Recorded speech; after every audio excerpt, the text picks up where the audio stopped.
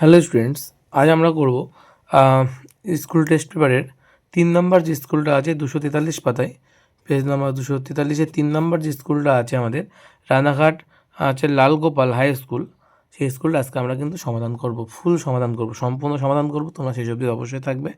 পুরো 90 মার্কসের ফুল সমাধান কিন্তু আমরা করব। যারা এখনও চ্যানেলটা সাবস্ক্রাইব করে তারা অবশ্যই কিন্তু চ্যানেলটা সাবস্ক্রাইব করে নেবে। আর এই বইয়ের এবিটি স্কুল যে টেস্ট পেপারটা, সেই টেস্ট পেপারের যে ফুল সলিউশন চাও প্রতিটা স্কুলের, তাহলে কিন্তু অবশ্যই সাবস্ক্রাইব করতেই হবে, ঠিক আছে? আর লাইক, কমেন্ট, শেয়ার এগুলো তো তোমরা বন্ধুদের কাছে করবে, ঠিক আছে? অবশ্যই করবে। তো চলো আমরা বেশি কথা না বলে শুরু করি। আমাদের গ্রুপের প্রথম যে কোশ্চেনটা, গ্রুপের প্রথম কোশ্চেন কী বলছে, এদের মধ্যে কোনটি জীবাশ্ম জ্বালানিকে এদের মধ্যে কোন জীবাশ্ম জ্বালানিটি সর্বনিম্ন বায়ুদূষণ ঘটায়? উত্তর কী হবে? উত্তর হচ্ছে সিএনজি। দেখো সবগুলো তো বায়ুদূষণ ঘটায়, উত্তর হচ্ছে সিএনজি, যেটা কিন্তু কম বায়ুদূষণ ঘটায়। সিএনজির ফুল ফর্ম কি? কমপ্রেসড ন্যাচারাল গ্যাস, ঠিক আছে? তো আমাদের একদম লাস্টের চ্যাপ্টারে কিন্তু শেষের দিকে একদম আছে। বলছি স্থির উষ্ণতায় নির্দিষ্ট ভরের গ্যাস আদর্শ গ্যাসের চাপ দ্বিগুণ করলে গ্যাসটার আয়তন কী হবে?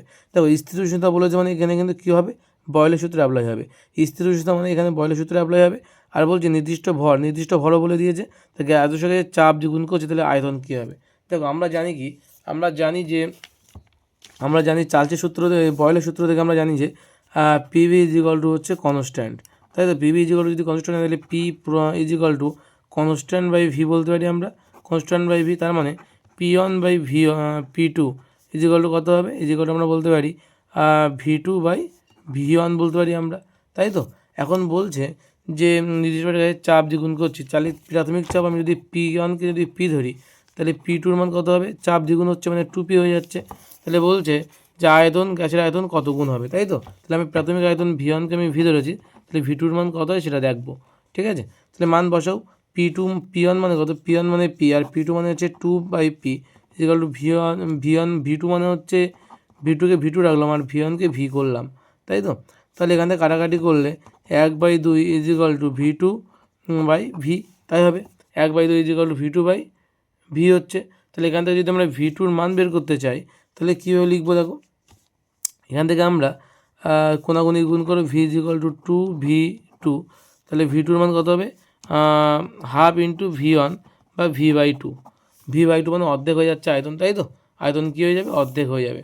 তো চলো তাহলে আয়তন এখানে কত হবে? 1/2 গুণ হবে, তাই তো? 1/2 গুণ আয়তন হয়ে যাবে, ওকে।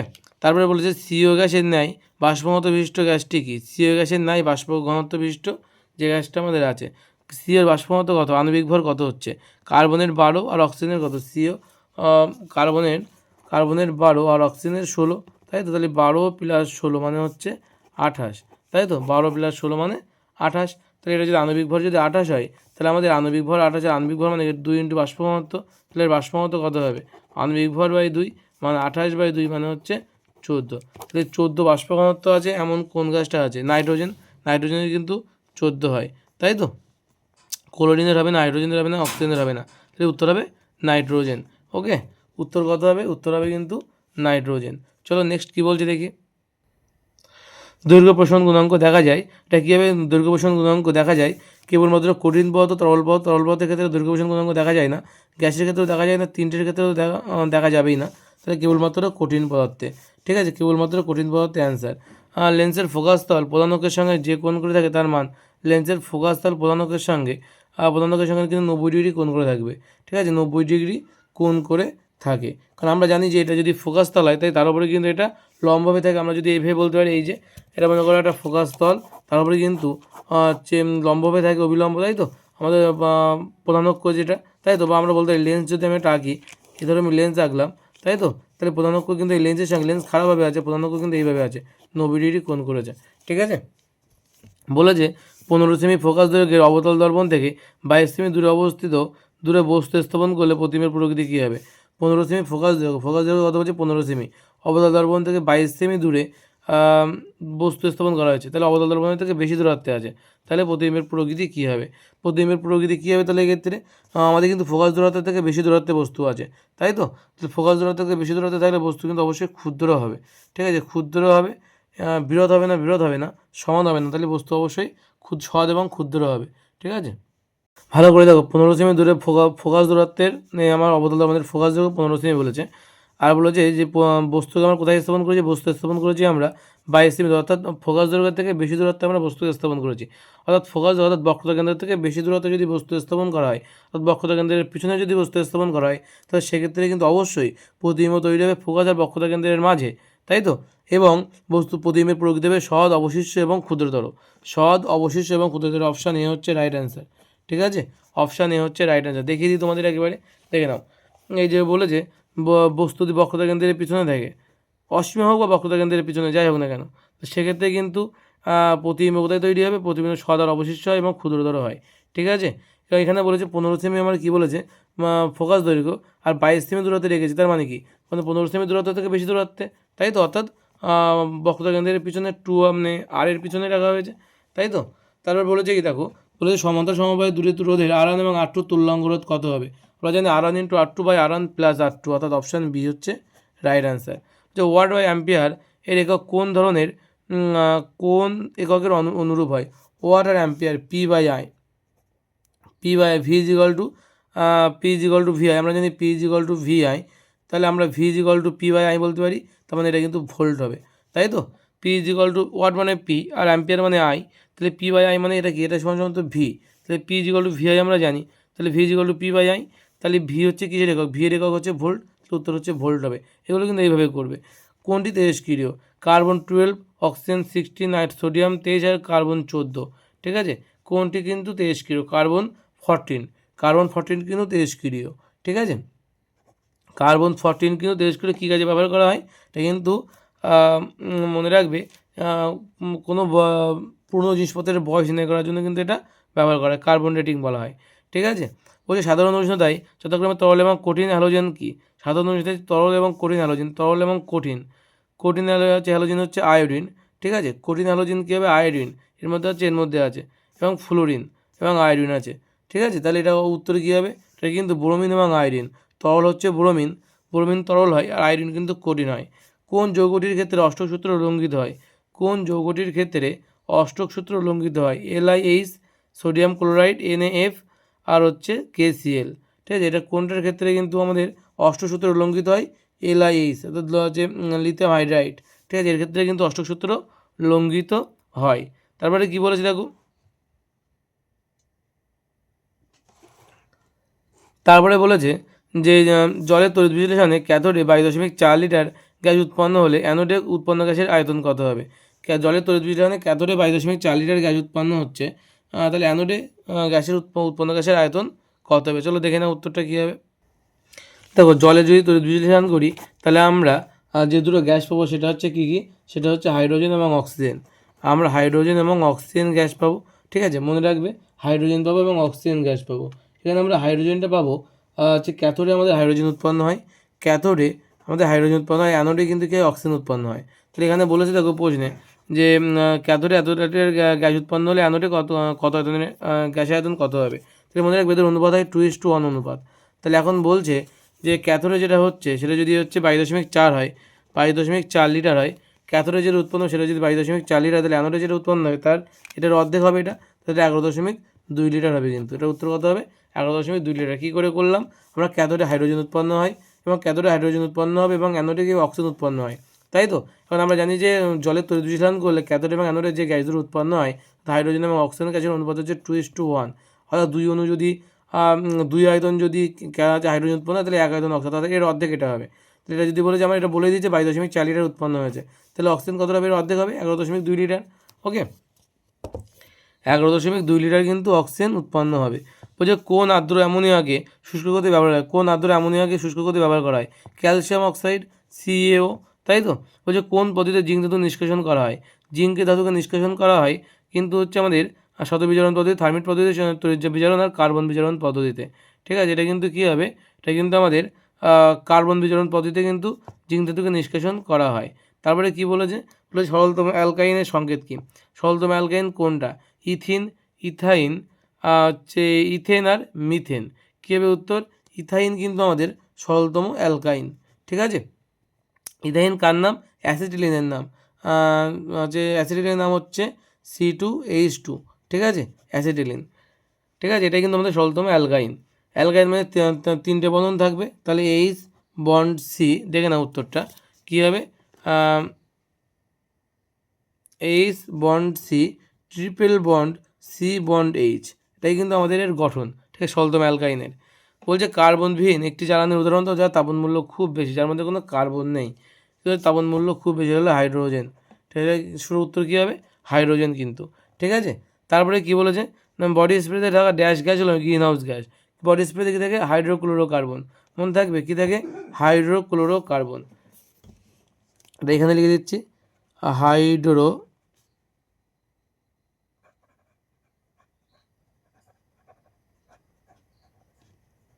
ক্লোরোকার্বন, ঠিক আছে। মিথেন হাইড্রেটের সংকেত কী, মনে রাখবে মিথেন হাইড্রেটের সংকেত হচ্ছে 4 অণু মিথেন CH4 ইন্টু 23 অণু জল, ঠিক আছে, 23 অণু জল, এটাই কিন্তু আমাদের মিথেন হাইড্রেটের সংকেত। তারপরে কি বলেছে, বয়লার চাল সূত্র দুটিতেই যে ভৌতরাশি ধ্রুবক ধরা হয় তার নাম হচ্ছে ভর, গ্যাসের ভর দুটোই কিন্তু ধ্রুবক ধরা হয়।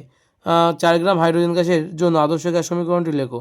4 গ্রাম হাইড্রোজেন গ্যাসের জন্য আদর্শ গ্যাস সমীকরণ, 4 গ্রাম হাইড্রোজেন গ্যাসের জন্য আদর্শ গ্যাস সমীকরণ যেটা হবে সেটা দেখে নাও। আমরা জানি যে পিভি ইজিক্যাল টু, আমরা জানি কি পিভি ইজিক্যাল টু এনআরটি, তাই তো। 4 গ্রাম হাইড্রোজেন বলেছে, 4 গ্রাম হাইড্রোজেন বলেছে, তার মানে হচ্ছে PV is equal two W/M RT, W/M মানে কত, 4 বলেছে, ডব্লুর মান, এমের মান বলেছে কত, হাইড্রোজেন H2 মানে হচ্ছে আণবিক ভর 2 হবে, তাই তো, তাহলে 2 দিয়ে ভাগ হবে, তাহলে কত হবে, 2 2 4, RT হবে এই পাশে পিভি, তাহলে উত্তর কত হবে, PV is equal to 2RT, PV is equal to কত হবে, 2RT, এটাই কিন্তু আমাদের অ্যান্সার হবে, কত হবে, পিভি ইজিক্যাল টু 2RT, ঠিক আছে। বলছে তরলের আপাত এবং প্রকৃত প্রসারণ গুণাঙ্কের মধ্যে কোনটি তরলের নিজস্ব বৈশিষ্ট্য, তরলের প্রকৃত প্রসারণ গুণাঙ্ক তরলের নিজস্ব বৈশিষ্ট্য কিন্তু।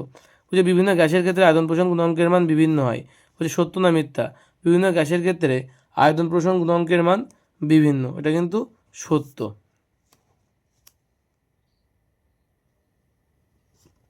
ঠিক আছে।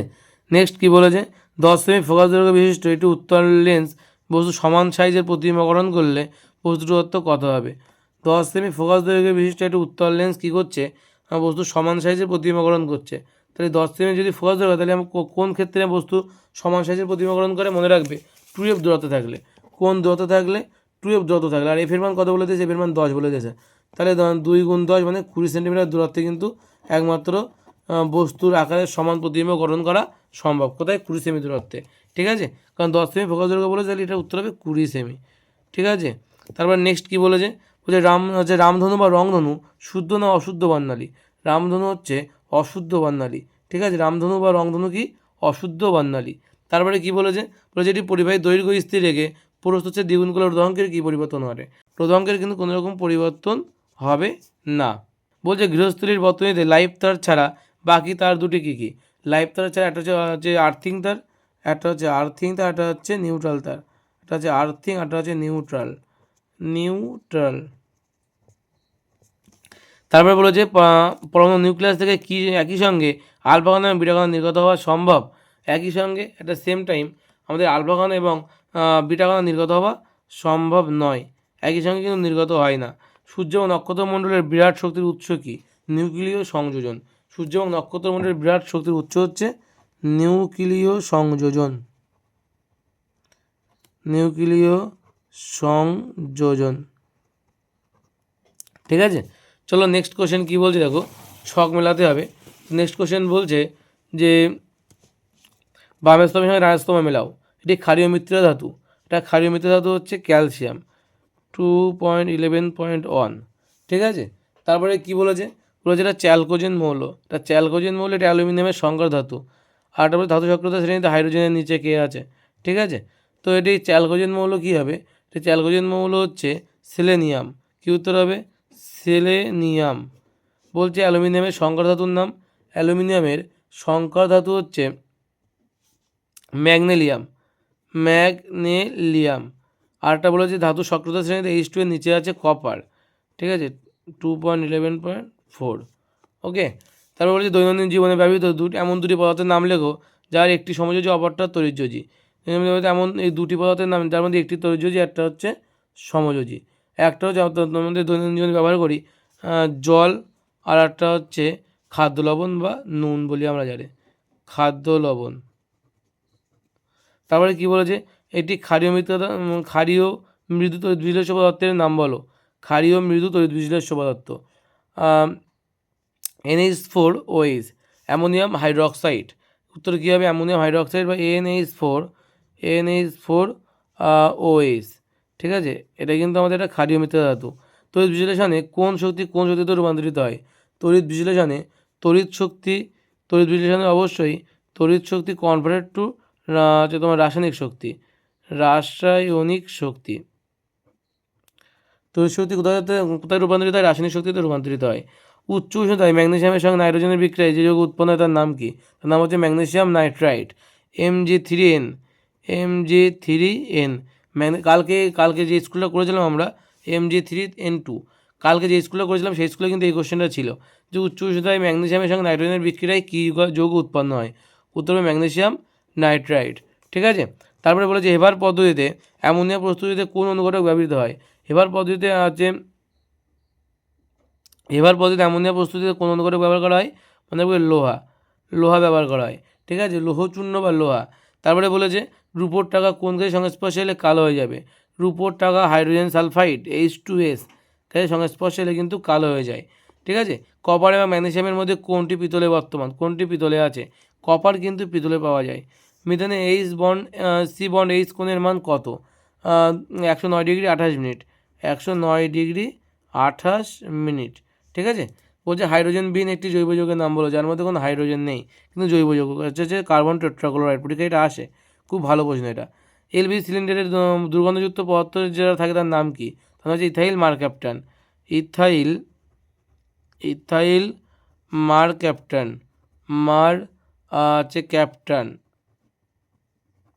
ইথাইল মারক্যাপটান।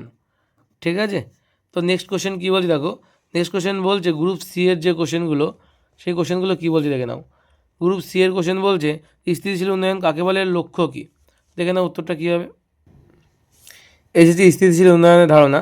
স্থিতিশীল উন্নয়ন কী বলছে? স্থিতিশীল উন্নয়ন হলো এমন একটা ধারণা যা পরিকল্পনা যা ভবিষ্যৎ প্রজন্মের নিজস্ব চাহিদা পূরণ করার ক্ষমতাকে ব্যাহত না করে বর্তমান প্রজন্মের চাহিদা পূরণ করতে পারে। ঠিক আছে, এটা কিন্তু স্থিতিশীল উন্নয়ন। এবং বলেছে প্রধান লক্ষ্য, 3টি লক্ষ্য দেওয়া, যেখানে একটা লিখতে বলেছে, তো যে কোনো একটা লক্ষ্য এখান থেকে 3টির মধ্যে যে কোনো একটা লক্ষ্য লিখে দেবে। ঠিক আছে, তো নেক্সট কোশ্চেন কী বলছে দেখো। নেক্সট কোশ্চেন বলছে কি যে সমভরের দুটি গ্যাস HTPতে যথাক্রমে 4480 ml এবং 5600 ml আয়তন অধিকার করে। গ্যাস দুটির মোলার ভরের অনুপাত কত হবে? তো দেখে নাও উত্তরটা। তো আমরা ধরে নিলাম যে গ্যাস দুটির ভর W, যদি কোনো কাজে লাগবে না, এত গ্রাম। আমরা জানি যে মোলার ভর M প্রপোর্শনাল কত হয়, W বাই আয়তন V, তাই তো, অর্থাৎ ভর এখানে ধ্রুবক, অর্থাৎ মোলার ভর এবং আয়তন ব্যস্ত অনুপাত আছে। তাহলে আমরা লিখতে পারি M1 M2 কে ব্যস্ত অনুপাত মানে কি V2 বাই V1 হবে, তাই তো। এখন আমাদের বলে দিয়েছে V1 এর মান 4480 ml আর V2 বলেছে 5600 ml।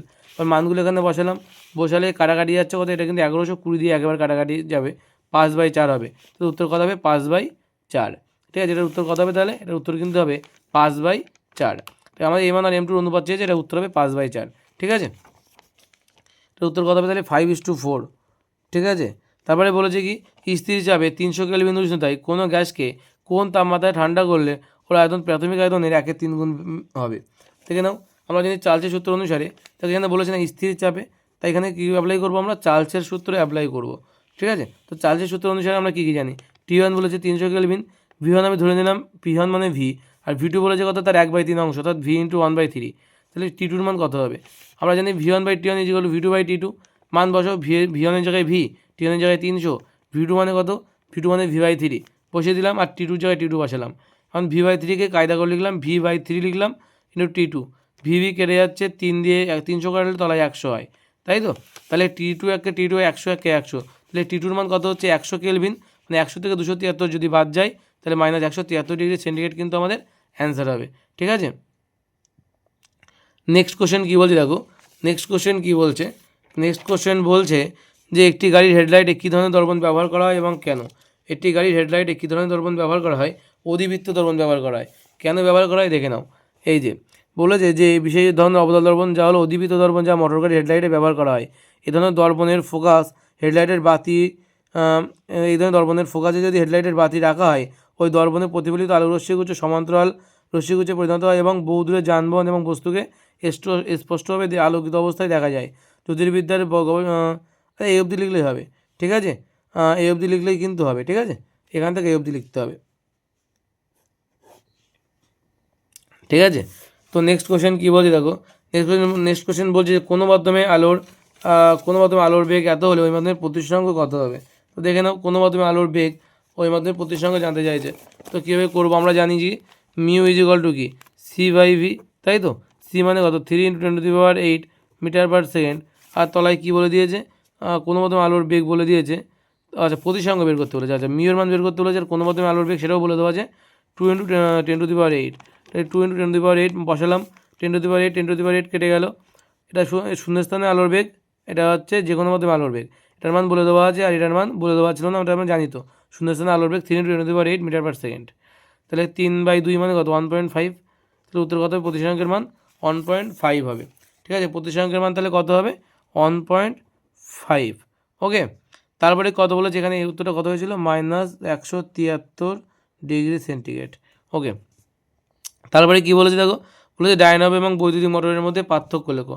ডায়নামো আর বৈদ্যুতিক মোটর দেখে নাও, এই যে ডায়নামো এবং বৈদ্যুতিক মোটরের মধ্যে দুটো পার্থক্য এখানে দেওয়া আছে, যে ডায়নামোতে যান্ত্রিক শক্তি তড়িৎ শক্তিতে রূপান্তরিত হয়, আর মোটরে তড়িৎ শক্তি যান্ত্রিক শক্তিতে রূপান্তরিত হয়। আর ডায়নামো বলছে তড়িৎচুম্বকীয় আবেশের ভিত্তিতে ডায়নামো কাজ করে, আর এখানে বলছে তড়িৎ প্রবাহের উপর চুম্বকের ক্রিয়ার ভিত্তিতে মোটর কাজ করে। এখানে দুটো পার্থক্য দেওয়া আছে, ভালো করে দেখে নেবে, ঠিক আছে। নেক্সট কোশ্চেন কী বলছে দেখো, নেক্সট কোশ্চেন বলছে কি আমাদের যে C2H2 এর অণুর লুইস ডট চিত্র অঙ্কন করো। C2H2 অণুর লুইস ডট চিত্র দেখাও। তো দেখে নাও, এই যে C2H2 এর অণুর লুইস ডট চিত্র, এখানে বাইরে একটা ইলেকট্রন আছে, এখানে করা আছে কার্বনের চারপাশে 4টে। তাহলে কী করছে এখানে C2H2, আর এখানে কী হচ্ছে এই পাশে 3টে আছে, এখানেও 3টে, এখানে একটা দিয়েছে, এখানে 3টে, এখানে একটা দিয়েছে, এই একটা হাইড্রোজেনের সঙ্গে বন্ডিং করছে। তাহলে এই যে এখানে একটা দিচ্ছে, এখানে দেখো 3টে কার্বন আছে, এখানেও 3টে, মানে এখানে 3টে ইলেকট্রন কার্বন, এখানে এই কার্বনের 3টে ইলেকট্রন, এই 3টে কিন্তু পরস্পর জুড়ে কিন্তু মানে ত্রিবন্ধন তৈরি করবে, ঠিক আছে। তাহলে এইচ বন্ড, এখানে দেখো এর মধ্যে করা হচ্ছে 3 মানে এখানে একটা বন্ডিং, এখানে 3টে বন্ড তৈরি করছে, এবং এখানে একটা বন্ড, এখানে একটা বন্ড তৈরি করছে। তাহলে এই যে তৈরি করছে H bond C, triple bond C bond H, ঠিক আছে। তৈরি করছে কি, তৈরি করছে হচ্ছে C2H2, ওকে। তারপরে কি বলেছে, আয়নীয় যৌগের গলনাঙ্ক স্ফুটনাঙ্ক বেশি হয় কেন। আয়নীয় যৌগের গলনাঙ্ক এবং স্ফুটনাঙ্ক বেশি হয় কেন, এখানে উত্তরটা এই যে আয়নীয় যৌগের গলনাঙ্ক এবং স্ফুটনাঙ্ক বেশি হয় কেন। আয়নীয় যৌগের স্বতন্ত্র অণুর অস্তিত্ব থাকে না। এক্ষেত্রে ক্লাস গঠনে প্রতিটি ক্যাটায়ন নির্দিষ্ট সংখ্যক অ্যানায়ন দ্বারা এবং প্রতিটি অ্যানায়ন নির্দিষ্ট সংখ্যক ক্যাটায়ন দ্বারা পরিবেষ্টিত থাকে। বিপরীতধর্মী এই আয়নগুলির মধ্যে তীব্র স্থিতিতড়িৎ আকর্ষণ বল কাজ করে, ফলে আয়নগুলি পরস্পর দৃঢ়ভাবে আবদ্ধ থাকে। এই আকর্ষণ বল ছিন্ন করে আয়নগুলিকে মুক্ত করতে প্রচুর পরিমাণে তাপশক্তির প্রয়োজন হয়, তাই আয়নীয় যৌগের গলনাঙ্ক এবং স্ফুটনাঙ্ক অনেক বেশি হয়, ঠিক আছে।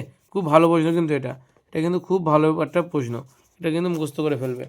তারপরে কি বলেছে, বলেছে মৌল এ একটি ধাতু, বি এবং সি উচ্চ তড়িৎ ধনাত্মক মৌল, এ বি এবং বিসি তড়িৎদ্বয়ের মধ্যে কোনটি তড়িৎযোজী এবং কোনটি সমযোজী হতে পারে। তো দেখে না উত্তরটা কী হবে এটার,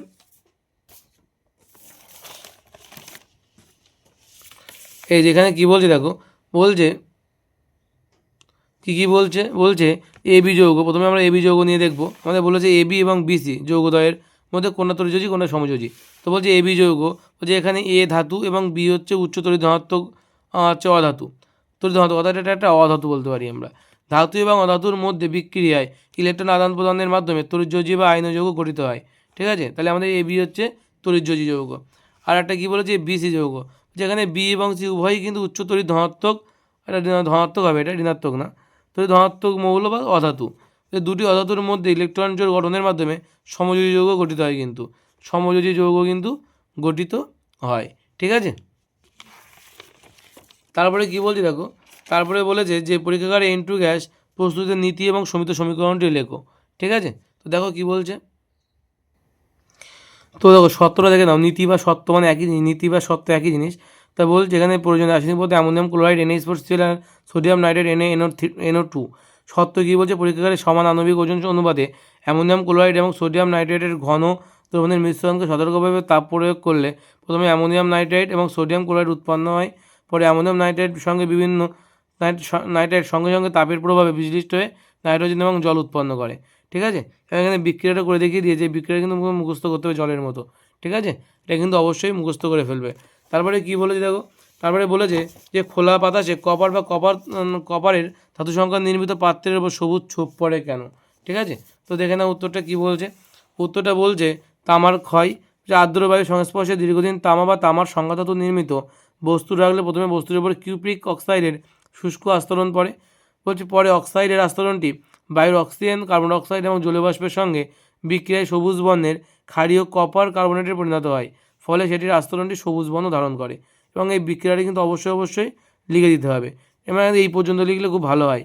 এবং এই কোশ্চেনে কিন্তু আগে বহুদিন বলেছি, আজকে আবার বলছি, মানে এই কোশ্চেনটা কিন্তু খুব গুরুত্বপূর্ণ তোমাদের জন্য।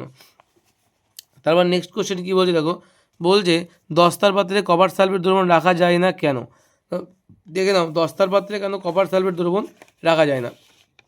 বলছে যে রাসায়নিক সক্রিয়তার শ্রেণীতে দস্তা বা জিঙ্ক যেটা বলি আমরা, এই জিঙ্কের কপারের উপরে, এই জিঙ্ক বলছে বা কপার, দস্তা কপারের উপরে অবস্থিত, অর্থাৎ জেডেন সিউয়ের চেয়ে বেশি সক্রিয়। তাই জেডেন পাত্রে বা জিঙ্কে বা দস্তার পাত্রে কপার সালফেট দ্রবণ রাখলে বা সিউএসও4 দ্রবণ রাখলে দস্তা এবং কপার সালফেট, দস্তা কপার সালফেট থেকে কপারকে প্রতিস্থাপিত করে এবং নিজে জিঙ্ক সালফেটে পরিণত হয়, ফলে পাত্রটি ক্ষয়প্রাপ্ত হয় এবং ফুটো হয়ে যায়। বিক্রিয়াটা এই যে জেডেন প্লাস সিউএসও4 বিক্রিয়া করলে জেডেনএসও4 প্লাস সিইউ, ঠিক আছে, এটা কিন্তু তৈরি হবে। ওকে, নেক্সট কী বলেছে দেখো, বলেছে ভিনিগার এবং অ্যাসিডিনের ইউপ্যাক নামকরণ করে লেখো। তো ভিনিগারের নাম হচ্ছে অ্যাসিডিক অ্যাসিড, যার ইউপ্যাক নাম হচ্ছে ইথানোয়িক অ্যাসিড, যার ইউপ্যাক নাম হচ্ছে ইথানোয়িক অ্যাসিড। আর একটা অ্যাসিডিলিন বলেছে, তো অ্যাসিডিলিনের ইউপ্যাক নাম হচ্ছে ইথাইন, অ্যাসিডিনের ইউপ্যাক নাম হচ্ছে ইথাইন। ওকে, নেক্সট কী বলেছে দেখো, বলেছে লাল বর্ণের ব্রোমিন জলে, কী বলেছে, লাল বর্ণের ব্রোমিন জলে অ্যাসিডিলিন গ্যাস চালনা করলে কী ঘটে সমীকরণ সহ লেখো। দেখে না উত্তরটা কী হবে। তো কী বলছে, লাল বর্ণের ব্রোমিন জলের মধ্য দিয়ে অ্যাসিডিলিন গ্যাস চালনা করলে জুট বিক্রিয়ার মাধ্যমে বর্ণহীন 1,2-ডাইব্রোমোইথিন উৎপন্ন হয়, ফলে ব্রোমিনের লাল বর্ণ বর্ণহীন হয়ে যায়। ব্রোমিনের লাল বর্ণ বর্ণহীন হয়ে যাবে, অর্থাৎ H3 triple bond CH plus Br2 বিক্রিয়া করলে Br bond CH double bond CH bond Br, এটা কিন্তু তৈরি হবে, ঠিক আছে। তারপর নেক্সট কী বলেছে দেখো, নেক্সট বলেছে আচ্ছা আমার এফ ছিল গ্রুপ ডি, কী বলছে দেখো, গ্রুপ ডির কোশ্চেন, গ্রুপ ডির প্রথম কোশ্চেন কী বলছে, বলছে চার্লসের সূত্রটি বিবৃত করো, এর থেকে পরম শূন্যতা উষ্ণতার ধারণা দাও। চার্লসের সূত্র এবং এর থেকে পরম শূন্যতার ধারণা, দেখে না উত্তরটা কী বলছে। এই হচ্ছে চার্লসের সূত্র, যে নির্দিষ্ট চাপে 1 ডিগ্রি সেন্টিগ্রেড উষ্ণতা বৃদ্ধি বা হ্রাসের জন্য যে কোনো নির্দিষ্ট ভরের গ্যাসের আয়তন 0 ডিগ্রি সেন্টিগ্রেড উষ্ণতায় ওই গ্যাসের যে আয়তন থাকে তা যথাক্রমে 1/273 অংশ বৃদ্ধি বা হ্রাস পায়, ঠিক আছে। এটা কিন্তু চার্লসের সূত্র গেল। এবং বলছে কি, একই সঙ্গে বলছে এই সূত্র থেকে পরম শূন্য উষ্ণতার ধারণা দাও। দেখে না চার্লসের সূত্র থেকে পরম শূন্য উষ্ণতার ধারণা কী বলছে দেখো, বলছে চার্লসের সূত্র থেকে জানা যায় নির্দিষ্ট চাপে প্রতি ডিগ্রি সেন্টিগ্রেড সেলসিয়াস তাপমাত্রা বৃদ্ধি বা হ্রাসের জন্য কোন নির্দিষ্ট পরিমাণ গ্যাসের আয়তন 0 ডিগ্রি সেন্টিগ্রেড তাপমাত্রায় আয়তনের 1/273 অংশ বৃদ্ধি বা হ্রাস পায়। অতএব নির্দিষ্ট চাপে 0 ডিগ্রি সেন্টিগ্রেড উষ্ণতায় V0 আয়তনের কোনো নির্দিষ্ট ভরে গ্যাসের উষ্ণতা 0 ডিগ্রি সেন্টিগ্রেড থেকে -273 ডিগ্রি সেন্টিগ্রেড নামিয়ে আনলে চার্লসের সূত্র অনুসারে বলা যেতে পারে যে -273 ডিগ্রি সেন্টিগ্রেড উষ্ণতায় তার আয়তন, এখানে এই মানটা বসালে আমাদের কত হচ্ছে, 0 হয়ে যাচ্ছে। কী হচ্ছে এখানে, V -273, V0 V0 ইন্টু 273/273 কাটাকাটি করলে কত, 0, তাই তো। এখানে V0 কমন চলে গেলে 1 -273/273 কাটাকাটি করলে 1, 1 - 1 মানে 0, অর্থাৎ -273 গিয়ে দেখতে পাচ্ছি আমরা V এর মান কত হচ্ছে, 0 হচ্ছে। কিন্তু অ্যাকচুয়ালি কী জানো তো, অ্যাকচুয়ালি কিন্তু এই টেম্পারেচার -273 আনার আগেই কিন্তু এই গ্যাস কিন্তু তরলে কনভার্ট হয়ে যায়। তবুও বলছে -273, ম্যাথামেটিক্যালি দেখা যাচ্ছে 273 কিন্তু আমাদের আয়তনটা 0 হওয়া সম্ভব। তাই বলছে -273 ডিগ্রি সেন্টিগ্রেড উষ্ণতায় গ্যাসের আয়তন 0 হবে, অর্থাৎ আয়তন লোপ পাবে। স্থির চাপে -273 ডিগ্রি সেন্টিগ্রেড উষ্ণতায় যে কোনো গ্যাসের আয়তন 0 হয়, যে কোনো গ্যাসের আয়তন 0 হয় বলে এই উষ্ণতাকে বলা হয় পরম শূন্য উষ্ণতা। কেন এই পর্যন্ত তোমার কিন্তু লিখতে হবে ডিটেলসে, ঠিক আছে। খুব সুন্দরভাবে উত্তর দেওয়া আছে এই বইটায়। নেক্সট কোশ্চেন কী বলছে দেখো, বলছে 507 গ্রাম একটি কঠিন যৌগকে 325 গ্রাম অক্সিজেনে পোড়ালে, বলছে 320 গ্রাম আবার একটা কঠিন যৌগ এবং এটা গ্যাসীয় যৌগ উৎপন্ন হয়। গ্যাসীয় যৌগটির বাষ্পমত 32 হলে কোন মৌল কত মোল গ্যাসীয় উৎপন্ন হয়। দেখে না উত্তরটা কী হবে, দেখো এখানে কী বলেছে আমাদের, এখানে বলেছে 507 গ্রাম একটা কঠিন যৌগ এবং বলেছে অক্সিজেন 325 গ্রাম, এটাকে দহন করছি বা পোড়াচ্ছি, পোড়ালে কত হচ্ছে এই পাশে 320 গ্রাম একটা কঠিন যৌগ উৎপন্ন হচ্ছে এবং একটা গ্যাসীয় যৌগ উৎপন্ন হচ্ছে, যার ভরটা কিন্তু বলে দেওয়া নেই। তো চলো আমরা ওটার ভর বের করে নিই। আমরা জানি কি ভরের নিত্যতা সূত্র অনুযায়ী আমরা কী হয় যে বিক্রিয়ক পদার্থের মোট ভর অর্থাৎ বিক্রিয়া করার আগে মোট ভর যা থাকবে বিক্রিয়ার পরে অর্থাৎ বিক্রিয়াজিত পদার্থের মোট ভর কিন্তু সেম হবে। তো বিক্রিয়ার আগে একটা কঠিন পদার্থ ছিল যার ভর 507 গ্রাম বলেছিল, আর একটা বলেছিল অক্সিজেন, তার ভর বলেছে 325 গ্রাম। এটা হচ্ছে অক্সিজেন, এটা একটা কোনোটা সলিড, তার ভর এখানে 507 বলেছে। এখানে সমান সমান দিয়ে বলছে বিক্রিয়াজিত পদার্থের মধ্যে কী বলেছে যে একটা কঠিন পদার্থ উৎপন্ন হবে, এটা হচ্ছে S1 বলছে, নাম হচ্ছে S2, এটা কঠিন পদার্থ উৎপন্ন হবে যার ভর 320 গ্রাম বলেছে, এবং একটা গ্যাসীয় পদার্থের ভর যার নাম দিচ্ছি আমরা M, এখানে একটা গ্যাসীয় পদার্থের ভর যার নাম দিচ্ছি আমরা M। ঠিক আছে, তাহলে এখন যোগ করো, তাহলে বিক্রিয়ার আগের মোট ভর আর বিক্রিয়ার পরের মোট ভর সমান হওয়া উচিত। সেই মতো আমাদের কিন্তু বিক্রিয়ার আগের মোট ভর কত হচ্ছে 832, এই দুটো যোগ করে। ঠিক আছে, আর এখানে কত হচ্ছে 320 প্লাস এই গ্যাসীয় যৌগের ভর যা তাকে আমরা M ধরেছি, তাহলে M দিলাম, ওই জন্য স্মল m। তাহলে স্মল এমের মান কত হবে 832 থেকে 320 বাদ যাবে, অর্থাৎ 512 গ্রাম। বোঝা গেল। আবার আমাদের তো কী বলেছিল এখানে, বলেছে যে গ্যাসীয় যৌগটা যে গ্যাসীয় যৌগটা উৎপন্ন হচ্ছে তার বাষ্প ঘনত্ব 32, তাহলে বাষ্প ঘনত্ব যদি 32 তাহলে আণবিক ভর কত হবে, আণবিক ভর M = কত 2D, তাহলে 2 × কত 32, 32 গুণ কত 64 গ্রাম পার মোল, তাহলে আণবিক ভর কত হচ্ছে 64 গ্রাম পার মোল হচ্ছে।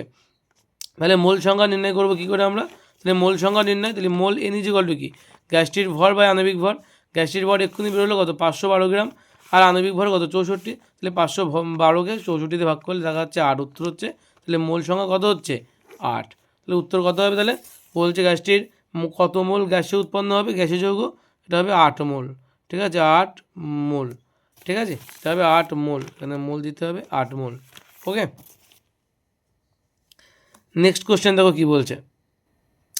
প্রথম কোশ্চেন কী বলছে এই পাতায়, বলছে যে H2SO4 এবং Zn এর বিক্রিয়ায় 10 গ্রাম H2 তৈরি করতে 80% বিশুদ্ধতার কত গ্রাম জিঙ্ক প্রয়োজন।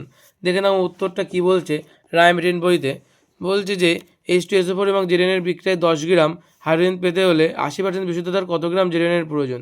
এই যে অঙ্কটা করে দেওয়া আছে, এটা দেখে নেবে, এটা 409.375, আচ্ছা এত গ্রাম অ্যান্সার হবে আমাদের। ঠিক আছে, এটা কিন্তু সঠিক উত্তর, এটা কিন্তু দেখে নেবে। ওকে, নেক্সট কি, এটা স্ক্রিনশট দিয়ে নাও বা খাতায় লিখে নাও তোমরা এটা ভিডিওটা পজ করে। ঠিক আছে, নেক্সট কোশ্চেন কী বলছি দেখো। নেক্সট কোশ্চেন বলছে তাপ পরিবাহিতাঙ্কের এসআই একক কাকে বলা হয়, এর এসআই এককটা লেখো, এবং এসআই পদ্ধতিতে তাপীয় রোধের একক কী। দেখো তাপ পরিবাহিতাঙ্ক কাকে বলা হয়, যে আমরা জানি যে একক বেদ এবং একক প্রস্তুচ্ছেদের ক্ষেত্রফল বিশিষ্ট কোনো পদার্থের একটি ফলকের দুই বিপরীত পৃষ্ঠের উষ্ণতার পার্থক্য 1 ডিগ্রি হলে উষ্ণতার স্থিত অবস্থায় ওই ফলকের এক পৃষ্ঠ থেকে অপর পৃষ্ঠে লম্বভাবে প্রতি একক সময়ে যে পরিমাণ তাপ পরিবাহিত হয় তাকে ওই পদার্থের তাপ পরিবাহিতা বা তাপ পরিবাহিতাঙ্ক বলা হচ্ছে। ঠিক আছে, এবং জানতে চাইছে কি বলছে এসআই পদ্ধতির একক লেখো। আচ্ছা এসআই পদ্ধতির এককটা দেখে নাও, এসআই পদ্ধতির এককটা কি বলছে joule, metre inverse, kelvin inverse, second inverse, বা ওয়াট মিটার ইনভার্স, এটাও কিন্তু বলা হয় watt metre inverse, kelvin inverse. ঠিক আছে, এটা কিন্তু এর এসআই একক। তারপরে কী জানতে চেয়েছে যে তাপীয় এসআই পদ্ধতিতে তাপীয় রোধের একক কী। তো এসআই পদ্ধতিতে তাপীয় রোধের এককটা দেখে নাও, তাপীয় রোধের এককটা কী বলছে হচ্ছে KW-1, অর্থাৎ হচ্ছে kelvin watt inverse, kelvin watt inverse. ঠিক আছে, তো নেক্সট কোশ্চেন কী বলছে, নেক্সট কোশ্চেন বলছে কি যে গ্যাসের আয়তন প্রসারণ গুণাঙ্কের মান কত, গ্যাসের আয়তন প্রসারণ গুণাঙ্কের সংজ্ঞায় কী কী স্থির রাখা হয়।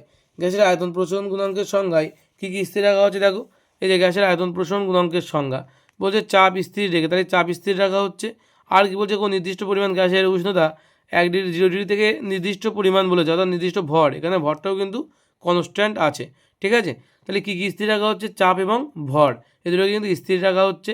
গ্যাসের উষ্ণতা 0 ডিগ্রি থেকে 1 ডিগ্রি পর্যন্ত বাড়ালে ওই গ্যাসের প্রতি একক আয়তনে যে পরিমাণ আয়তন বৃদ্ধি হয় তাকে বলা হয় গ্যাসের আয়তন গুণাঙ্ক বা গামা পি। তাহলে এখানে কী কী স্থির রাখা হয়েছিল, এখানে কিন্তু গ্যাসের চাপ এবং ভরটাকে কিন্তু স্থির রাখা হয়। ঠিক আছে, বলছে এটি অধাতুর নাম লেখো যেটি তাপের সুপরিবাহী, এটা হচ্ছে অবশ্যই হিরে অ্যান্সার, কিন্তু হিরে হচ্ছে তাপ, এটা অধাতু যা কিন্তু তাপের সুপরিবাহী।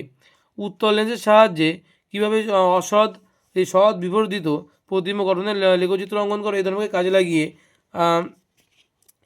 কাজে লাগিয়ে কোথায় কাজে লাগানো হয়। ঠিক আছে, তো দেখে নাও উত্তরটা কী হবে।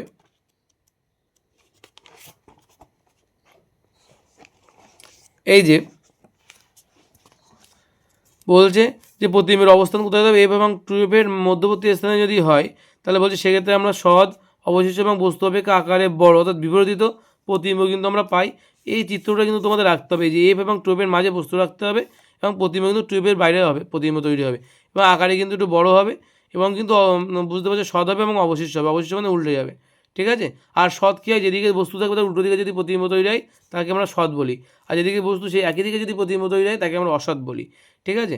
বুঝলে সিনেমায় এটা কোথায় ব্যবহার করা হয় এটাকে, সিনেমা দেখানোর কাজে, স্লাইড প্রজেক্টরে, অনুবীক্ষণ যন্ত্রের অভিলোককে, উত্তর লেন্সের কিন্তু এই ধর্মকে কাজে লাগানো হয়। আশা করি বোঝা গেল। নেক্সট কোশ্চেন কী বলছে দেখো, তারপরে কোশ্চেন কী বলছে, বায়ু মাধ্যমে আলোর তরঙ্গদৈর্ঘ্য 6000 অ্যাংস্ট্রম হলে 1.5 প্রতিসরাঙ্কের কোনো মাধ্যমে আলোর বেগ এবং তরঙ্গদৈর্ঘ্য কত হবে। দেখে নাও উত্তরটা। তো শূন্য মাধ্যমে তরঙ্গদৈর্ঘ্য কত বলে দিয়েছে আমাদের, শূন্য মাধ্যমে তরঙ্গদৈর্ঘ্য বলে দিয়েছে 6000 অ্যাংস্ট্রম বলে দিয়েছে, ঠিক আছে, যাকে আমরা ল্যামডা জিরো বলছি। প্রতিসরাঙ্ক বলেছে মিউ ইজ ইকুয়াল টু 1.5। তাহলে আমরা জানি যে mu is equal to lambda zero by lambda, এটা কিন্তু আমরা জানি। তাহলে ল্যামডা মানে কত, lambda zero by mu. Lambda zero মানে হচ্ছে 6000 আর মিউ মানে হচ্ছে 1.5, কাটাকাটি করলে আমরা 4000 অ্যাংস্ট্রম কিন্তু আমার তরঙ্গদৈর্ঘ্য হবে, ঠিক আছে। 4000 অ্যাংস্ট্রম আমার কী হবে, তরঙ্গদৈর্ঘ্যের মান। তারপরে বলেছে আবার আমরা জানি যে mu is equal to C by V, সেখানে ভি এর মান জানতে চেয়েছে, তাহলে মিউ তলায় চলে আসবে, তাহলে V is equal to C by mu. C মানে কত, 3 × 10⁸ মিটার পার সেকেন্ড, আর মিউ মানে 1.5, কাটাকাটি করলে 2 × 10⁸ মিটার পার সেকেন্ড, এটা কিন্তু আমাদের বেগ, যে কোনো মাধ্যমে বেগের মান, ঠিক আছে। তো এই ছিল আমাদের দুটো উত্তর চেয়েছিল এখানে, ঠিক আছে। এই দুটো উত্তরই কিন্তু বেরিয়ে গেল। একটা হচ্ছে ল্যামডার মান চেয়েছিল, ল্যামডার মান কত হয়েছে, ল্যামডার মান হয়েছে তোমার 4000 অ্যাংস্ট্রম। আর একটা চেয়েছিল হচ্ছে ভি এর মান, তার মান হয়েছে কত, 2 × 10⁸ মিটার পার সেকেন্ড, ঠিক আছে। তারপরে কি বলেছে দেখো, তারপরে বলেছে যে এটি উত্তর লেন্সের সামনে 15 সেমি দূরে কোনো বস্তু রাখলে তার অপর পাশে 30 সেমি দূরত্বে প্রতিবিম্ব তৈরি হয়। বস্তুর উচ্চতা 1.5 সেমি হলে বিবর্ধন এবং প্রতিবিম্বের উচ্চতা কত হবে। তো দেখে নাও, বলছে আমরা জানি রৈখিক বিবর্ধন যাকে আমরা এম দিয়ে লিখি, রৈখিক বিবর্ধন যাকে আমরা কী দিয়ে লিখি, এম দিয়ে লিখি। তো বলছে আমরা জানি রৈখিক বিবর্ধন মানে কি, প্রতিবিম্বের দৈর্ঘ্য বা উচ্চতা বা বস্তুর দৈর্ঘ্য বা উচ্চতা।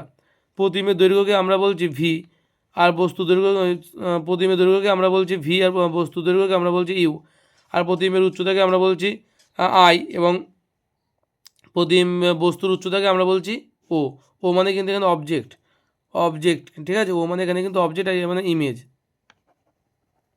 ঠিক আছে। ইমেজ মানে প্রতিচ্ছবি, ঠিক আছে। তো এখানে বলছে দেখো আমাদের এখন রৈখিক বিবর্ধনের মান বের করতে হবে, যেখানে আমাদের বলে দিয়েছে কত, বস্তু বলেছে, আমরা কি বলেছে এখানে, যে লেন্সের সামনে 15 সেমি দূরত্বে কোনো বস্তু আছে, অর্থাৎ বস্তুর অবস্থান কোথায়, 15 সেমি, তাই 15 বসালাম তলায়। আর বলেছে অপর পাশে 30 সেমি দূরে প্রতিবিম্ব তৈরি হয়েছে, তাহলে উপরে হবে 30। তাহলে কাটাকাটি করলে এম এর মান কত হচ্ছে, এম এর মান কত হবে, 2 হবে।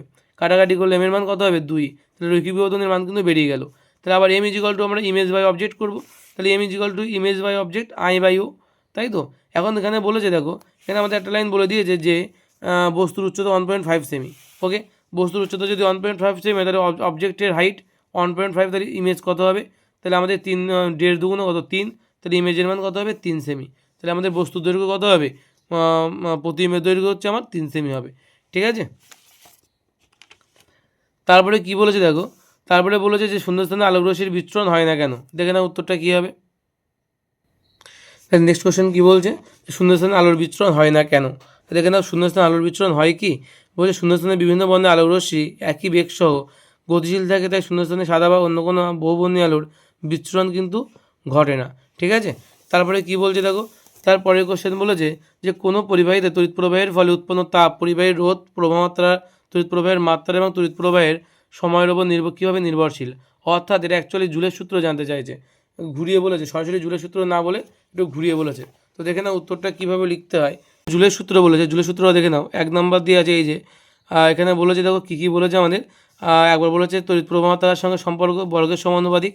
তারপরে দেখো কী বলেছে, রোধের সঙ্গে সম্পর্ক এইচ প্রপোর্শনাল আর, আরটা বলে সময়ের সঙ্গে এইচ প্রপোর্শনাল টি। তার মানে অ্যাকচুয়ালি কিন্তু এটা জুলের সূত্র চেয়েছে এবং এই 3টে সূত্রে কিন্তু তোমার লিখতে হবে, ঠিক আছে। তারপরে কি বলেছে, তারপরে দেখো বলেছে দুটি রোধের শ্রেণী এবং সমান্তরাল সমবেত তুল্য রোধ 12 ওহম এবং 5/3 ওহম রোধ দুটির মান কত হবে। দেখে নাও, আমরা ধরে নিলাম রোধ দুটির মান একটা হচ্ছে R1 আর একটা হচ্ছে R2। তাহলে R1 + R2 মানে 12, তাহলে আরেকটা বলেছে R1 × R2 / R1 + R2, অর্থাৎ সমান্তরালের ক্ষেত্রে 5/3, ওকে।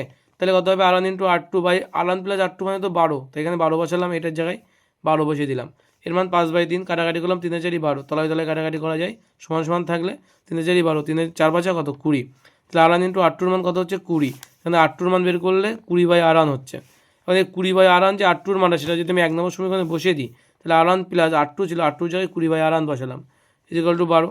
লসগু করলাম এখান থেকে, করলে এখানে কত পাচ্ছি আমরা R1 স্কোয়ার প্লাস 20/R1। দেখো R1 ইন্টু 12 গুণ করলে কিন্তু 12R1 হচ্ছে এই পাশে, আর সেটাকে প্লাস 12R1 এই পাশে আনলে মাইনাস 12R1 হবে।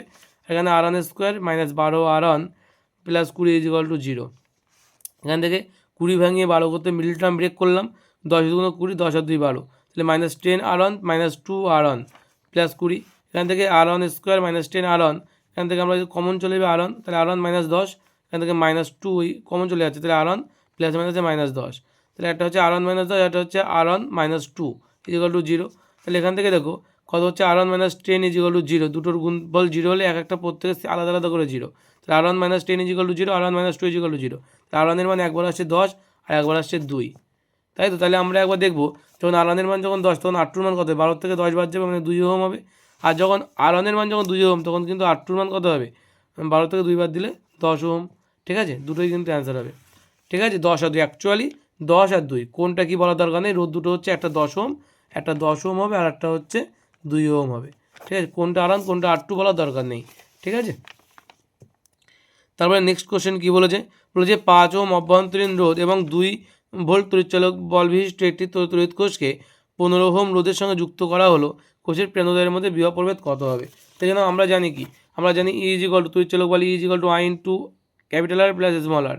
তাহলে I এর মান যদি বের করি তাহলে কত হবে E by capital R plus small r। তাহলে E মানে কত 2 বলেছে, ক্যাপিটাল R মানে 15 আর স্মল r মানে 5, 15 + 20 2/20 মানে হচ্ছে কাটাকাটি করলে 1/10, কাটাকাটি 0.1 অ্যাম্পিয়ার হবে, তাই তো। এবার আমরা যদি V equal to I R, B মানে বিভব প্রভেদ, দুই প্রান্তের বিভব প্রভেদ, তাহলে আই মানে কত 0.1 আর আর মানে হচ্ছে 15, তার মানে এখানে কাটাকাটি করলে কত হবে, গুণ করলে 1.5 ভোল্ট। ঠিক আছে, 1.5 ভোল্ট কিন্তু অ্যান্সার হবে। আশা করি বোঝা গেল এই যে অঙ্কটা, স্ক্রিনশট দিয়ে নিতে পারো। ঠিক আছে, তারপর নেক্সট কোশ্চেন কী বলছে দেখো, নেক্সট কোশ্চেন বলছে যে তেজস্ক্রিয়তার একটা নিউক্লিয় ঘটনা ব্যাখ্যা করো, নিউক্লিয় সংযোজনের পূর্বে নিউক্লিয় বিভাজন ঘটে কেন। ঠিক আছে, তো কী প্রশ্ন বলেছে, তেজস্ক্রিয়তার নিউক্লিয় ঘটনা ব্যাখ্যা করো, চলো দেখে নাও। এই দেওয়া আছে তেজস্ক্রিয়তার নিউক্লিয় ঘটনা ব্যাখ্যা করো, তো একের দিকে যে প্রশ্ন সেটাই কিন্তু আমাদের উত্তর। এখানে তেজস্ক্রিয়তার নিউক্লিয় ঘটনা ব্যাখ্যা করে 1 নম্বর দিয়ে দেওয়া আছে তেজস্ক্রিয় মৌল কোনো একটা মৌলের পরমাণুর সঙ্গে রাসায়নিকভাবে যুক্ত হয়ে থাকা সত্ত্বেও অবস্থাতেও অর্থাৎ যৌগ গঠন করেও তেজস্ক্রিয়তা প্রদর্শনে সক্ষম থাকে। এখানে উদাহরণ দেওয়া আছে, একদম এই পর্যন্ত লিখতে হবে কিন্তু। ঠিক আছে, এই জায়গাটা কিন্তু তোমরা লিখে নিতে পারো বা স্ক্রিনশট দিয়ে রাখতে পারো এই উত্তরটা। ঠিক আছে, তো তারপরে দেখো একই সঙ্গে বলেছে আর একটা কোশ্চেন কী বলেছে, যে নিউক্লিয় সংযোজনের পূর্বে নিউক্লিয় বিভাজন ঘটে, ব্যাখ্যা করো। দেখে নাও উত্তরটা কী হবে, নিউক্লিয় সংযোজনের পূর্বে নিউক্লিয় বিভাজন ঘটে। এই যে হচ্ছে প্রশ্ন, যে এই যে হচ্ছে প্রশ্ন দেওয়া আছে যে নিউক্লিয় সংযোজনের পূর্বে নিউক্লিয় বিভাজন হয় কেন। ঠিক আছে, 3 নম্বর কোশ্চেন, তো তার উত্তরটা দেখতে পাচ্ছ তলায় দেওয়া আছে, এখান থেকে এই অবধি তার উত্তর হবে কিন্তু। ঠিক আছে, এটা কিন্তু পুরোটা কিন্তু মুখস্থ করে লিখে নেবে। ঠিক আছে, এটা কিন্তু পুরোটা মুখস্থ করে লিখে নেবে, আশা করি বোঝা গেল। ঠিক আছে, নেক্সট কী বলছি দেখো, নেক্সট বলছে যে ABC মৌলের পরমাণু ক্রমাঙ্ক n-2 n এবং n+1। ঠিক আছে, বি হচ্ছে নিষ্ক্রিয় মৌল। বলছে এ এবং সি পর্যায় সারণীর কোন কোন শ্রেণীতে অবস্থিত, এর মধ্যে কোনটির আকার ছোট, এ এবং সি যুক্ত হয়ে যে যৌগ গঠন করবে, ঠিক আছে, তা তার সংকেত লেখো। ঠিক আছে, তো চলো বলে দিই এটা কীভাবে দেখে নাও। বলেছে যেহেতু বি একটি নিষ্ক্রিয় মৌল তাই এটি পর্যায় সারণীর 18 নম্বর শ্রেণীতে থাকবে। তাহলে এ মৌল তার থেকে 2টো ঘর কম আছে, তার মানে এটা যদি 18 তাহলে ওটা 16 নম্বর শ্রেণীতে থাকবে, তাই তো। এবং বি সি মৌল যেটা, বি তো নিষ্ক্রিয় বলে দিলাম, ঠিক আছে, বলা আছে।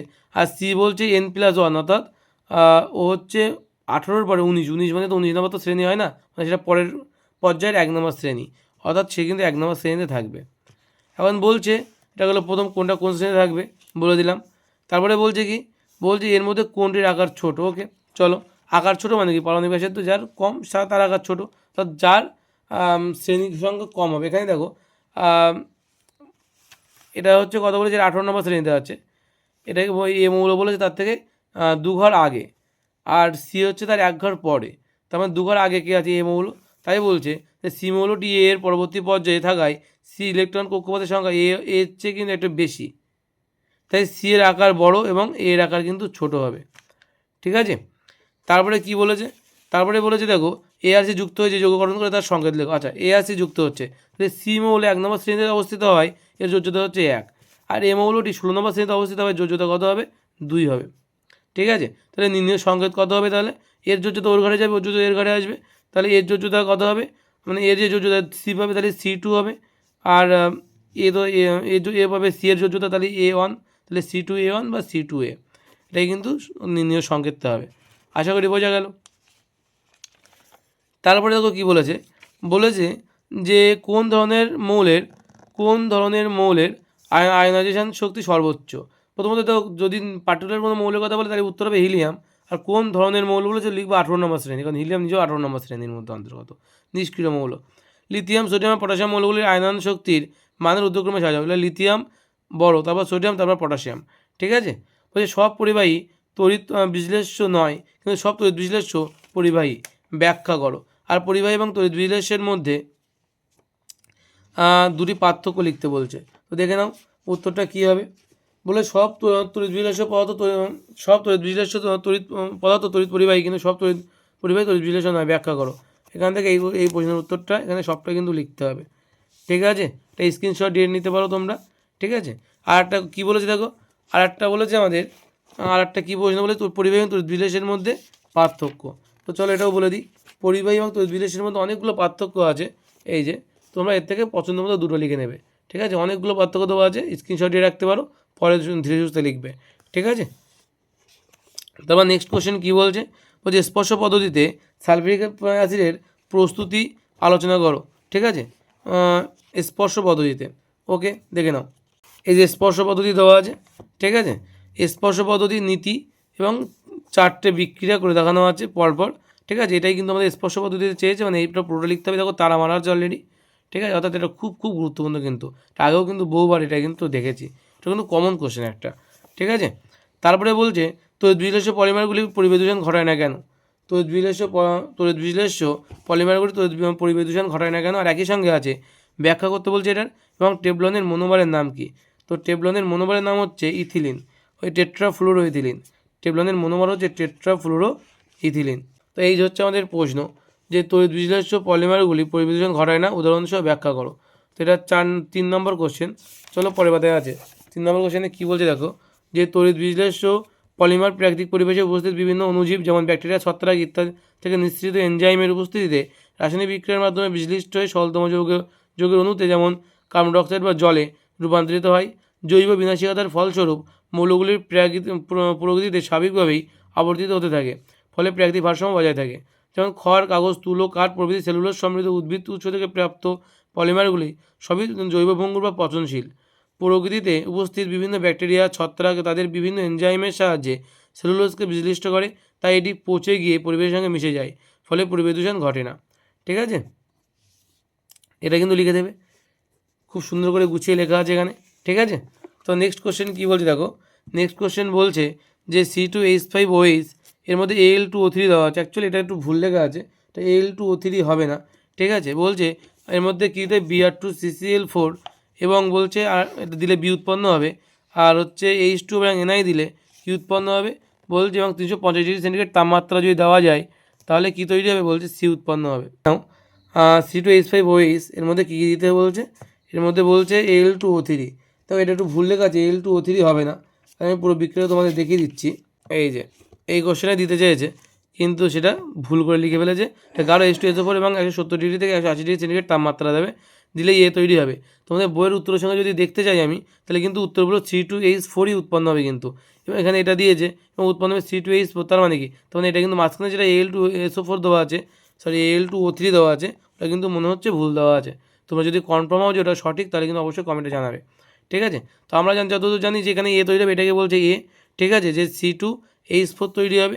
এখান থেকে বলছে Br2CCl4 যদি দিই আমরা, তাহলে Br bond CH2 bond Br, অর্থাৎ ইথিলিন ব্রোমাইড উৎপন্ন হবে, এটাকে বি বলা হচ্ছে। এবং বলছে এর সঙ্গে যদি নিকল অণু ঘটে এবং 200 ডিগ্রি সেন্টিগ্রেড এবং হাইড্রোজেন যদি দেওয়া যায়, তাহলে ইথেন তৈরি হবে CH3 বন্ড CH3, ইথেন তৈরি হবে, যেটা সি বলা হচ্ছে। ঠিক আছে, এই হচ্ছে আমাদের 3টে বিক্রিয়া। তোমরা যদি বইয়ের উত্তরের সঙ্গেও দেখো তাহলে কিন্তু এটাই তৈরি হবে, ঠিক আছে, এবং এটাই কিন্তু অ্যান্সার দেওয়া আছে বইতেও, ঠিক আছে। তার মানে আমাদের কিন্তু এখানেই ভুল আছে। তাহলে এ মানে কী বললাম, এ মানে বললাম কি, এ মানে বললাম যে C2H4, এ মানে হচ্ছে C2H4। বি মানে কত, বি মানে দেওয়া আছে যে BR bond CH2 bond CH2 bond BR, ঠিক আছে। তারপরে কি আছে, আর সি মানে কি বলছে, সি মানে বলছে যে C2H6 উৎপন্ন হবে। ওকে, এটা কিন্তু আমাদের অ্যান্সার। তো এই ছিল আমাদের 3 নম্বর যে টেস্ট পেপারে, যে 3 নম্বর স্কুল টেস্ট পেপার, যে 3 নম্বর স্কুল, সেটা কমপ্লিট করলাম। তোমরা যারা ফুল ভিডিও দেখলে তাদের জন্য অসংখ্য ধন্যবাদ, এবং যারা স্কিপ করে করে দেখেছো তাদের আর কি বলবো, তারা সম্পূর্ণ ভিডিও দেখলে আমাদের ওয়াচ টাইমটা বাড়ে। এবং অবশ্যই ভিডিওটা লাইক করবে, শেয়ার করবে, সাবস্ক্রাইব করে বন্ধুদেরকে জানাবে যে একমাত্র ফিজিক্যাল পাওয়ার 2.0তেই কিন্তু ফুল সলিউশন করে দেওয়া হয় প্রতিটা উত্তরের, ঠিক আছে। আর যে ওই মানে পুরো ব্যাখ্যা সহ একদম কিন্তু আমাদের সলিউশন করা হয়ে থাকে। ওকে, তো এই ছিল আমাদের 3 নম্বর স্কুল। আমরা নেক্সট দিন তোমরা সাপোর্ট করতে থাকো, আমরা আগামীকাল চেষ্টা করব 4 নম্বর স্কুলটা নিয়ে আসার, ঠিক আছে। এই ছিল আমাদের আমাদের চলছে স্কুল টেস্ট পেপার সলভ। তোমাদের সাপোর্ট চাই সম্পূর্ণভাবে, ঠিক আছে। ধন্যবাদ সবাইকে।